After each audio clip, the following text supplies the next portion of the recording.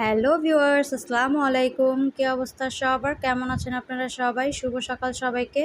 তো গ্রামে বেড়াতে চলে এসেছি। সকাল সকাল গ্রামের একটা প্রাকৃতিক সৌন্দর্য দেখে মন মুগ্ধ হয়ে গিয়েছে। তো দেখুন, আমাদের বাসার সামনে ৩টা পেঁপে গাছ লাগিয়েছিল আমার বাবা। তো সেখানে এত পেঁপে হয়েছে। তো এই তো দেখুন, এই গাছটাতে সবচেয়ে বেশি পেঁপে হয়েছে। আর পেঁপেগুলো খেতে এত মিষ্টি, এত মজা। আর হচ্ছে এগুলোতে কোনো মেডিসিন নেই। তো মেডিসিন ছাড়া ফল তো এমনিতেই খেতে খুবই ভালো লাগে। তো এই তো দেখুন, এই গাছেও অনেক পেঁপে হয়েছে। এখান থেকে কয়েকটা পেঁপে আমরা পেড়ে খেয়েছি। তো এই তো দেখুন, আমি একটু ধরে দেখাচ্ছি পেঁপেগুলো। পেঁপেগুলোর সাইজও অনেক সুন্দর, আর খেতে তো মজাই।